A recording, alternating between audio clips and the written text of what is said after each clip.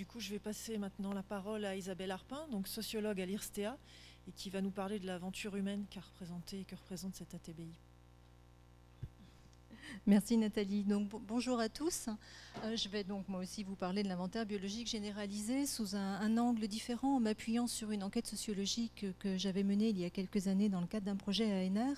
Et les 40 ans du parc, là, sont pour moi l'occasion de reprendre ces données en les considérant sous un angle nouveau, celui qui m'intéresse aujourd'hui, qui est celui des collaborations. Alors, voyons. Donc, je vais avoir 3 points dans mon exposé. Le tournant collaboratif, qu'est-ce que c'est ? Essayer de caractériser le profil collaboratif de l'inventaire biologique généralisé dans le Mercantour. Et puis, 3e point, ce que cet inventaire a représenté dans la trajectoire collaborative du parc. Alors, pourquoi parler de tournant collaboratif dans le domaine scientifique aujourd'hui ? Bon, ça peut être une évidence, la science est fondée sur la collaboration, on ne fait pas de la science tout seul dans son coin, alors pourquoi un tournant collaboratif ? Eh bien parce que les historiens et les sociologues des sciences ont mis en évidence le fait que les collaborations sont aujourd'hui beaucoup plus nombreuses, beaucoup plus intenses qu'elles ne l'ont été par le passé, et elles sont aussi beaucoup plus visibles.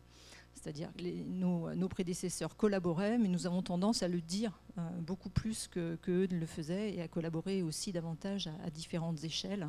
Les scientifiques sont devenus des hommes et des femmes de réseau qui passent leur temps à collaborer avec d'autres. Tous les chercheurs dans la salle le savent bien. Nous sommes aussi très fortement encouragés à collaborer. À tel point qu'il y a une nouvelle branche de la sociologie des sciences qui s'appelle les Collaboration Studies, qui s'intéresse justement à ces collaborations. Alors, le terme de collaboration, il peut paraître aussi assez évident. Hein. Collaborer, c'est travailler ensemble. En attendant, ce n'est pas si facile que ça de savoir à partir de quand on collabore. Est-ce qu'il suffit d'être impliqué, par exemple, dans un ATBI pour collaborer ? Dans quelle mesure ? Les définitions ne sont pas très simples. Il y en a plusieurs. Celle que j'ai projetée à l'écran, là, j'ai mis en rouge le terme qui me paraît assez essentiel, qui est celui de partager. Partager, ça ne veut pas dire que tous les membres qui collaborent ont la même chose. Ça veut dire précisément le contraire. Ça veut dire qu'ils vont donner à d'autres ce qu'eux ont, mais que les autres n'ont pas. Donc, cette définition, elle insiste sur l'importance des différences dans les collaborations. La collaboration, elle fait un pari. Elle fait un pari qu'en mettant ensemble des gens qui diffèrent d'une manière ou d'une autre, ça va produire quelque chose. Et ce pari-là, il est jamais complètement gagné. 2 grands types de collaboration, les collaborations interdisciplinaires entre des chercheurs qui appartiennent à des disciplines différentes, et puis des collaborations qui sont au cœur de l'inventaire biologique généralisé, qui sont des collaborations dites transdisciplinaires entre des chercheurs et des acteurs qui n'appartiennent pas au monde académique. Alors, j'ai commencé à réfléchir, et alors là, je ne vous présente pas du tout des résultats définitifs, hein, c'est vraiment le début d'une réflexion sur les collaborations dans le cadre d'un projet ANR qui commence d'ailleurs officiellement aujourd'hui même. Essayer de caractériser un projet collaboratif. Des projets collaboratifs, il y en a plein. Je pense que c'est important d'essayer de les décrire. Et pour cela, je pense qu'il y a un certain nombre de questions qui sont importantes de se poser. Alors, ils sont importantes pour revenir sur un projet collaboratif qui se termine. Ils sont aussi importantes quand on conçoit un projet. Ces questions, c'est celle des conditions d'émergence. C'est celle de la substance des collaborations. Qu'est-ce qu'on partage au juste ? Est-ce que c'est des données ? Est-ce que c'est de l'information ? Est-ce que c'est de l'expertise ? Est-ce que c'est de l'argent ? Est-ce que c'est du crédit ? Il y a beaucoup de choses qui peuvent être partagées dans une collaboration. La structuration spatio-temporelle, Jean l'a dit avant moi, et on le voit particulièrement dans le cas de l'inventaire biologique généralisé, c'est un processus long. Collaborer, ça ne veut pas dire que tout le monde collabore en permanence. Il y a des moments où certains collaborent, d'autres pas. La structuration de la collaboration varie fortement dans le temps. Donc ça, c'est important de le caractériser. Le profil collaboratif, j'y reviendrai. Les ressources et les moyens dont on dispose pour faire fonctionner cette collaboration. Et enfin, les effets. On nous dit toujours, on nous dit de plus en plus, il faut collaborer, mais qu'est-ce que ça produit? Qu'est-ce que ça produit en termes de connaissances? Est-ce que véritablement on produit des connaissances qu'on n'aurait pas produites autrement? Et puis, qu'est-ce que ça produit en termes de conservation? Dans le cas de l'inventaire biologique généralisé, dans quelle mesure cet inventaire permet au parc de conserver la nature autrement, son patrimoine autrement qu'il ne l'avait fait jusqu'à présent? Alors, je vais passer rapidement sur ces différentes questions dans le cas de l'inventaire biologique généralisé. Bon, Jean l'a dit, je n'y reviens pas. Hein, c'est un projet qui a émergé dans le cadre du réseau EDIT et qui était le premier en Europe. C'est important en termes d'expérience. La structuration spatio-temporelle, je me suis amusée là à faire un rapide comparatif entre la TBI du Mercantour et puis les expéditions naturalistes comme Santo qui ont eu lieu avant. Et on voit que la structuration spatio-temporelle n'est pas du tout la même. Pour prendre l'exemple de Santo, c'était des opérations entre guillemets coup de poing avec tous les systématiciens présents au même moment, au même endroit, et étant en permanence ensemble. Dans le cas du Mercantour, c'est pas ça qui s'est passé. C'est un processus qui se déroule sur le temps long, plusieurs années, avec un turnover élevé des participants, un étalement des prospections dans l'espace, puisque progressivement on est passé à l'ensemble du parc concerné, et puis également dans le temps. Donc on conçoit aisément que les collaborations ne se déroulent pas de la même manière. Et puis j'avais une autre diapo, mais elle n'apparaît pas, où j'avais représenté la chronologie sur le temps long, où on voit intervenir d'autres financeurs, toute une diversité d'acteurs. Donc là aussi, des collaborations qui se déroulent très, très différemment dans le temps. Alors là, j'ai essayé de caractériser ce profil collaboratif de l'inventaire biologique généralisé et de le mettre en regard d'autres projets collaboratifs. Les critères qui me paraissent importants, c'est l'objectif qui est poursuivi. Quel type d'objectif on poursuit? Est-ce que c'est uniquement la production de connaissances? Est-ce que c'est, alors pas uniquement, mais essentiellement la production de connaissances? Est-ce que c'est un programme essentiellement tourné vers l'action, pratico-centré, ou est-ce que c'est un programme hybride? Bon, là, l'inventaire biologique généralisé, il apparaît en violet, donc je l'ai mis comme un objectif hybride avec un double objectif. En tout cas, c'était ce qui était affiché au départ, un objectif de production de connaissances et un objectif d'aide à la conservation. L'intensité, ce qu'on a affaire à des projets qui collaborent de manière, où les partenaires collaborent de manière intensive ou pas. Donc dans le cas de l'IBG, ça me paraît être une intensité élevée. Le degré de formalisation, est-ce qu'on a affaire à un projet formel ou à quel degré de formalisation? Donc là, on a affaire à un projet très, très formalisé. Le degré de visibilité, c'est très clair dans le cas de l'inventaire, c'est un projet où il y a eu énormément de communication, Jean en a parlé. C'est un projet sur lequel le parc a beaucoup communiqué et qu'il a très vite considéré comme un projet en or, pour reprendre l'expression du directeur adjoint de l'époque. Et puis, autre critère important pour caractériser ces projets collaboratifs, c'est l'hétérogénéité. Je le disais au départ, le pari d'une collaboration, c'est que les différences entre les partenaires vont être productives. Et on va s'intéresser bientôt aux différents types de différences qui peuvent compter. Mais ces différences, elles sont à double tranchant. D'une part, elles peuvent produire des choses nouvelles, elles peuvent produire de l'innovation, mais elles sont aussi source de malentendus, de difficultés. Et donc, toute la difficulté de la collaboration, ça va être de tirer parti de ces différences, tout en gérant en permanence les difficultés qu'elles ne manquent pas de générer, parce que les gens ne se comprennent pas, parce qu'ils ne sont pas d'accord. Et ça, c'est inévitable dans une collaboration. Alors, de quelles différences parle-t-on? Il y a plusieurs différences qui interviennent ici. Les différences de lieu, où est-ce que les partenaires sont. Dans le cas de l'IBG qui apparaît ici en vert, ils viennent d'endroits très différents, puisque c'était un projet européen. Alors moins différent toutefois que dans des projets à l'échelle globale. La distance épistémique, c'est peut-être la plus importante dans un projet collaboratif. Alors qu'est-ce que c'est la distance épistémique? C'est des différences dans les manières de poser les problèmes. Les historiens des sciences ont mis en évidence qu'il y a plusieurs manières de considérer un problème, plusieurs manières de se poser des questions. Par exemple, il y a eu l'histoire naturelle, qui est la reconstitution de l'évolution sur le temps long. Il y a l'analyse, il y a la modélisation. il y a donc un certain nombre de manières de faire qui ont, à un moment donné, davantage de reconnaissance que d'autres. Aujourd'hui, peut-être que la manière reine d'aborder les problèmes, c'est la modélisation. C'est ce qui peut-être est une des caractéristiques. Ça ne veut pas dire que les autres aient disparu, mais ça veut dire que les autres ont peut-être moins d'importance. Et ces différences dans les manières de connaître créent souvent dans les programmes collaboratifs des difficultés importantes, parce que les gens ne comprennent pas ce que les autres font ou ne reconnaissent pas la validité de ce qu'ils font. C'est très souvent des difficultés ou des différences dans les manières de connaître qui créent les difficultés entre la recherche en sciences sociales qualitatives et puis par exemple la modélisation, avec des chercheurs en modélisation qui vont dire aux sociologues au hasard c'est pas sur la base de 20 entretiens que vous allez pouvoir tirer des résultats. C'est typiquement la différence de la distance épistémique ici qui cause problème. Des différences de statut.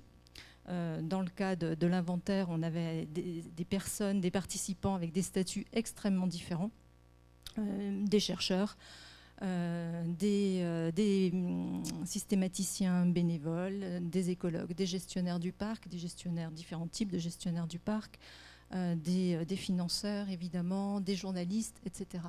Donc des statuts très différents. La distance culturelle, qui intervient surtout dans des projets, par exemple, entre nord et sud. Bon, dans le cas de l'inventaire qui nous intéresse ici, cette distance culturelle, j'ai considéré qu'elle était faible.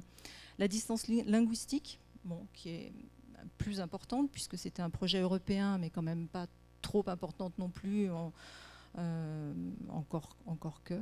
Et puis, ce que j'ai mis, autre distance interpersonnelle, que je n'ai pas fait figurer à droite, parce que qu'est-ce que c'est que ces autres distances interpersonnelles? C'est ce dont à part les gens à la fin, les 90% qui font que ça marche ou que ça ne marche pas.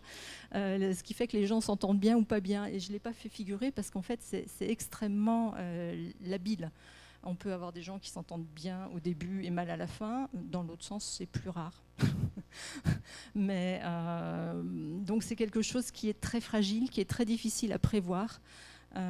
C'est pas parce que les gens se posent les mêmes questions sur les mêmes objets qu'ils vont bien s'entendre. C'est pas parce qu'ils parlent la même langue. Donc c'est cette espèce de facteur humain qu'on peut appeler affinité personnelle, ou qui intervient de manière massive, mais qui est très difficile à prévoir et à représenter.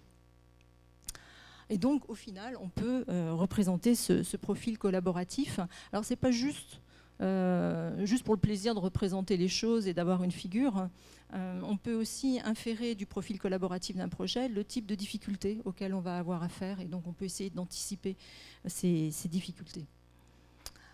Alors, une autre question importante, c'est celle des ressources et des moyens dont on dispose pour justement essayer de tirer profit de ces différences et essayer d'affronter les difficultés qu'elles posent. Et une première ressource, c'est l'expérience. Est-ce que les gens ont l'habitude des collaborations, et non seulement des collaborations, mais de ce type-là de collaboration? Et évidemment, puisque c'était le premier ATBI en Europe, ça veut dire que les gens qui se sont lancés dans cette aventure, par définition, n'avaient pas l'expérience de ça et qu'ils ont dû apprendre en marchant ce que ça voulait dire de faire un ATBI de ce niveau-là. L'autre ressource, c'est le temps. Le temps, c'est à la fois la durée dont on dispose, c'est aussi l'énergie qu'on peut y consacrer. Le personnel, de combien de personnes on dispose pour faire fonctionner cet ATBI. Donc, vous voyez que dans l'ATBI du Mercantour, l'agent indiquait 350 personnes. Donc ça, et puis, évidemment, tout le monde n'a pas le même rôle. Et il y a un rôle absolument majeur de la coordination dans un projet collaboratif. Donc les personnes, les caractéristiques des personnes qui assurent cette coordination sont absolument essentielles comme ressources. Et en l'occurrence, j'y reviendrai un peu après sur le rôle qu'a joué Marie-France, notamment dans ce projet. Le budget dont on dispose, et puis les bâtiments, équipements, je ne développe pas plus. Les effets, c'est quelque chose de très difficile finalement à évaluer. C'est évidemment majeur, qu'est-ce que ça produit, et en même temps c'est très très dur. Pourquoi c'est très très dur? Parce que ces effets, ils sont souvent différés. C'est-à-dire que typiquement pour la publication, Jean aussi on a donné un exemple, hein, c'est difficile de saisir autant T le résultat de la TBI parce que c'est pas fini. Il y a au contraire d'autres effets qui peuvent être très visibles au début et qui le sont moins après. Le fait que des centaines de systématiciens sont venus pour faire des collectes dans le Mercantour, ça a été vrai au moment où ça se passait, c'est moins vrai maintenant. Donc l'effet sur les... Est-ce que la TBI a rapproché les partenaires? Il les a peut-être rapprochés à un moment, mais 10 ans après, est-ce que c'est toujours vrai? C'est pas facile. Donc les effets sont variables dans le temps, ils sont souvent différés, ils sont souvent diffus aussi. Et les méthodes quantitatives qui sont importantes pour saisir ces effets ne suffisent pas, précisément en raison de ce que je viens de dire, caractère diffus et caractère différé des effets. En particulier en matière de publication, il est important de faire de la scientométrie pour voir les publications qui sont sorties, mais il y a des tas de connaissances qui sont produites et qui n'apparaissent pas à un moment donné dans ces publications et qui n'apparaîtront peut-être jamais dans un certain type de publications qui peuvent rester par exemple dans la littérature grise. Bon, en attendant, il faut quand même essayer de cerner ces effets, à la fois sur les relations entre les partenaires, sur leur trajectoire professionnelle. Et j'y insiste un petit peu parce que je parlais tout à l'heure des différences de statut. Dans la littérature sur les collaborations, on voit souvent que les risques, les bénéfices et les risques des collaborations sont répartis de manière inégale entre les collaborateurs.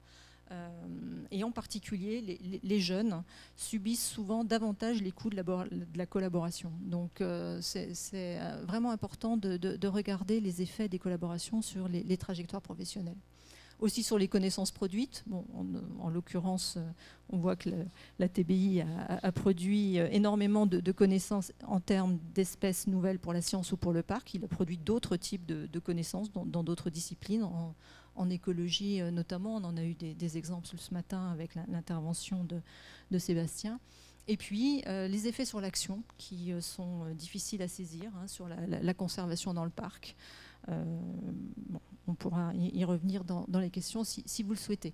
Dernière partie sur laquelle je passerai plus vite et qui est pourtant importante aussi, l'inventaire dans la trajectoire collaborative du parc national du Mercantour.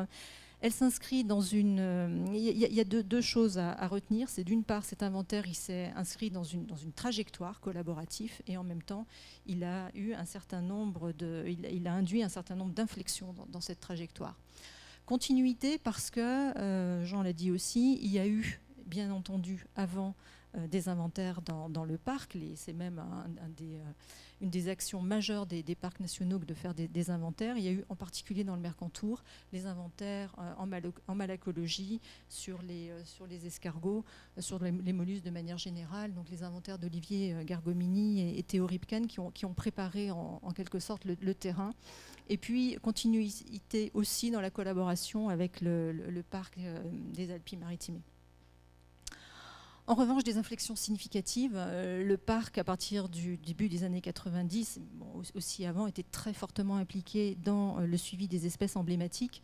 Et la TBI, en quelque sorte, lui a permis de faire un virage entre un suivi scientifique très fortement axé sur les espèces emblématiques, et notamment le loup, depuis le début des années 90, depuis la découverte du retour du loup, vers la biodiversité ordinaire. Et donc, il a aidé le parc à faire ce virage-là. Ça ne veut pas dire qu'il a abandonné, évidemment, les espèces emblématiques, mais il a rééquilibré les choses.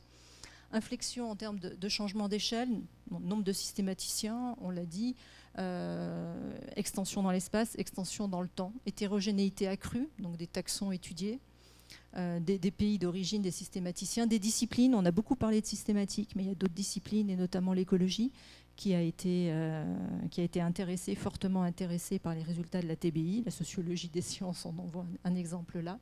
Et puis, hétérogénéité des acteurs. Hétérogénéité à l'intérieur même des systématiciens, professionnels ou amateurs. Vous voyez sur le tableau de droite l'origine de ces systématiciens, des biologistes, des généticiens, évidemment les gestionnaires de la nature, des étudiants, toute une série de personnes extrêmement variées qui sont intervenues dans cet inventaire. Le degré de formalisation a beaucoup augmenté aussi. On est passé d'inventaires qui étaient en quelque sorte plus artisanaux, sans que ce soit du tout péjoratif, à quelque chose de beaucoup plus formalisé. On imagine bien que quand il y a des centaines de systématiciens qui se retrouvent dans un parc comme celui du Mercantour, ben, il a fallu formaliser les choses, il a fallu émettre des règles. Alors le tableau à droite, c'est un exemple de cette formalisation avec un tableau qui précisait qui était où, à quel moment, pour faire quoi, etc. Ça va de la tenue de ce genre de tableau à des règles pour rembourser les gens, pour remettre les rapports, etc. Donc une formalisation beaucoup plus importante. Degré de publicisation aussi, avec un plan com autour de la TBI. Bon, je ne développe pas. Et puis un changement de rôle du parc, avec un parc qui était au départ un support.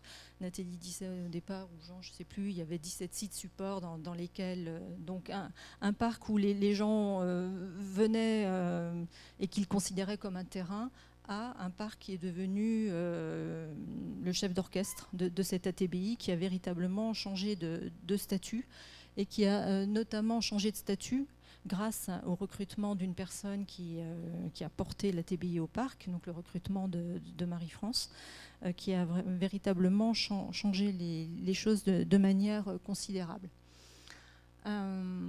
Donc finalement, ce que la TBI a très largement contribué à faire, ça a été la professionnalisation des relations entre le parc et la communauté académique. Ça ne veut pas dire que cette professionnalisation n'existait pas auparavant, mais elle s'est véritablement renforcée de manière très, très forte à ce moment-là. Donc le message que l'on peut retenir de ce que je vous ai dit, cette évolution que j'ai brossée très rapidement, c'est que le parc, on l'a vu dans l'exposé précédent, ça a été un événement dans la connaissance de la biodiversité du parc. Ce que j'ai voulu vous montrer pour ma part, c'est que ça a été aussi un événement dans la trajectoire collaborative de l'établissement. Voilà, je vous remercie de votre attention.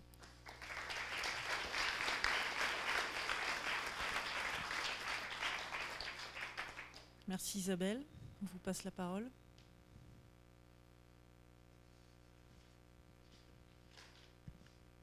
Alors, Frédéric Leblanc d'EDF. Ouais. Il faut assumer ces questions.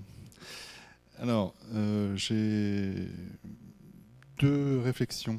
La première portait plutôt, alors c'est peut-être plutôt un cadre psychologique plutôt que sociologique, vous me direz. Ça concernait quel était finalement le retour par rapport aux personnes qui participaient à ces inventaires. Est-ce que c'était des retours professionnels, personnels, qui pouvaient avoir, quelle pouvait être la motivation finalement des personnes qui participaient à cela? Est-ce que dans le cadre de cette étude sociologique que vous avez faite, vous avez une réponse? Et puis ma deuxième interrogation, réflexion, porte sur le terme que vous avez utilisé, qui me pose un peu problème, sur le fait que ce soit quelque chose de collaboratif. Pour moi, il y a une distinction conceptuelle avec, par exemple, la coopération et la collaboration. Alors, la collaboration, vous savez bien, ça laisse de tristes souvenirs. Mais au-delà de ça, je pense que c'est vraiment collaborer. Et élaborer, ça vient du travail. C'est-à-dire qu'on travaille ensemble à une œuvre bien particulière, qui n'est pas pareil que la coopération. La coopération, on travaille chacun sur un domaine spécifique, ce qui me semble plutôt correspondre à ce que nous avons là. Alors que la collaboration, on est tous responsables, comment dirais-je, d'arriver à un même but. Alors qu'il me semble que dans la coopération, on est responsable chacun de sa partie. Bien, merci. Sur les motivations des participants, nous, on n'avait pas fait une enquête spécifique sur cette question. Je pense que Marie-France serait plus à même que moi de répondre précisément à cette question. Bon, les entretiens qu'on avait faits essentiellement avec des chercheurs suggéraient que leur première motivation, c'était l'acquisition de connaissances nouvelles et la découverte d'espèces nouvelles pour la science ou pour le parc, et aussi l'amélioration de la science taxonomique, donc vraiment une motivation professionnelle très, très forte. Il y avait aussi chez certains d'entre eux la volonté de faire reconnaître les espèces auxquelles il s'intéressait. Je pense en particulier à quelqu'un qui travaillait sur les champignons, qui était responsable du groupe mycologie. Et bon, lui, sa motivation, si je me souviens bien, c'était de faire reconnaître par le parc et dans le grand public l'importance des champignons. Donc on peut avoir une diversité de motivations. Il me semble que malgré tout, il y avait cette motivation essentielle de faire progresser les connaissances dans leur domaine.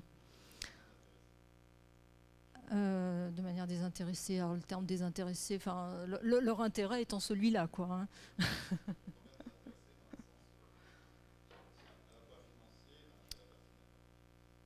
Un financier, s'il y avait un intérêt financier, je ne l'ai pas vu.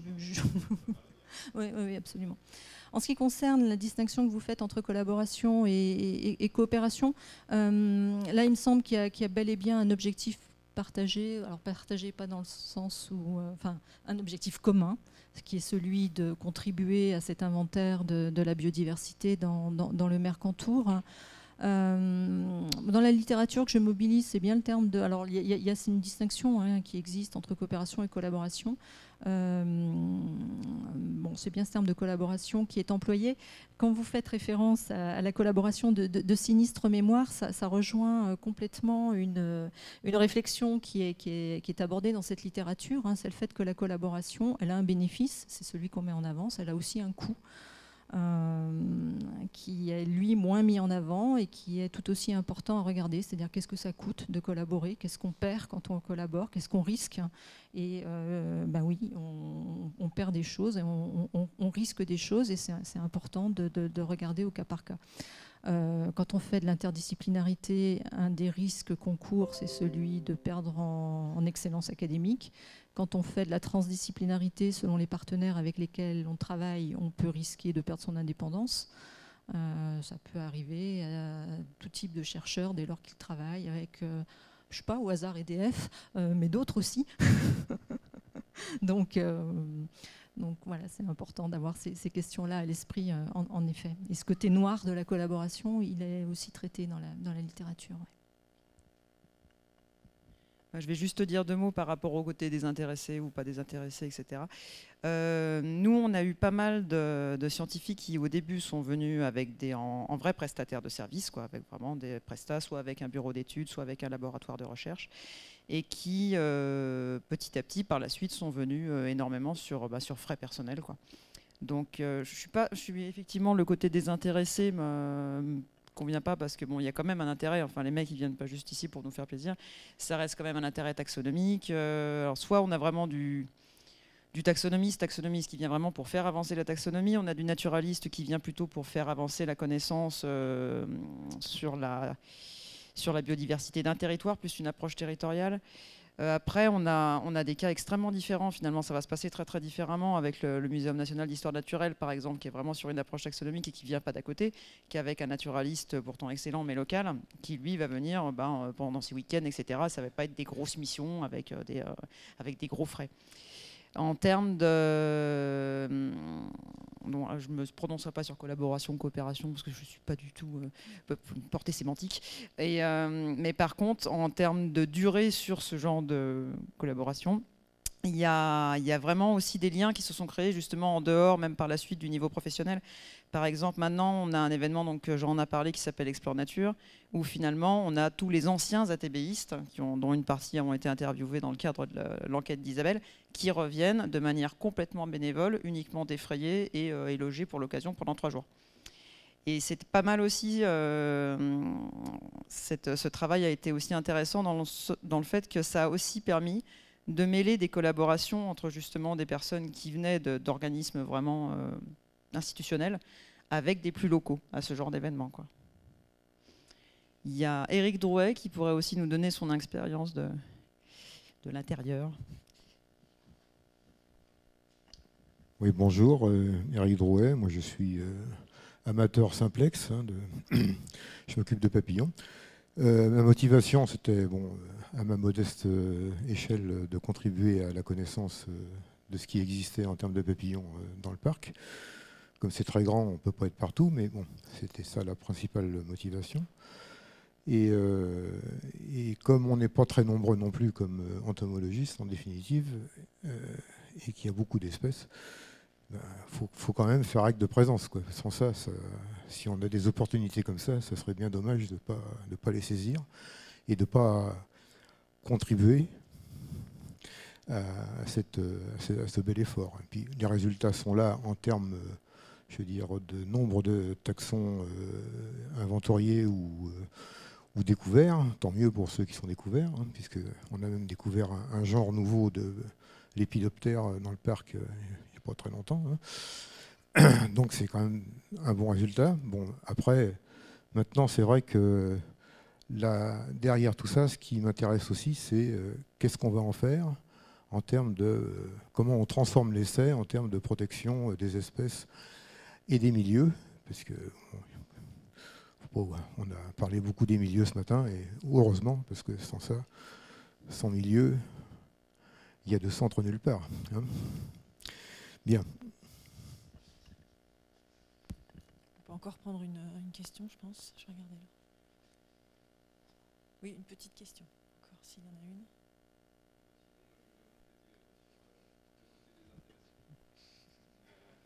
Voilà, parce que je suis garde de parc, mais je suis aussi naturaliste. Et du coup, c'est vrai que c'est des espaces qui sont fermés, enfin l'accès est restreint, c'est-à-dire qu'on ne peut pas capturer en cœur de parc.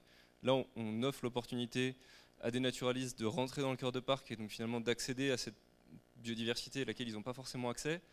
Et en plus, on sait que les données derrière, elles vont être utilisées. C'est-à-dire que si vous prospectez tout seul dans votre coin, finalement, tout ce que vous allez collecter, vous allez probablement le garder pour vous, même si vous le transmettez, vous n'êtes pas sûr que ça va être exploité. Là, derrière, vous savez que ça va contribuer et être mis en commun avec d'autres données, et du coup, ça sera plus facilement valorisable. Et un autre point aussi, c'est que les gardes du parc connaissent très bien leur territoire, et du coup, quand vous arrivez sur un territoire que vous ne connaissez pas, vous perdez énormément de temps à trouver des milieux favorables, ce que vous cherchez précisément, les endroits sympas, les zones pas exploitées, très naturelles. Et là, c'est très simple, vous demandez à un garde de vous accompagner sur les endroits les plus jolis, les plus machins, et il va vous le trouver tout de suite. Donc pour les naturalistes, il y a vraiment ce côté accès à une biodiversité à laquelle ils n'ont pas accès habituellement, facilité logistique et même pour trouver les bons coins, se surfiler les tuyaux.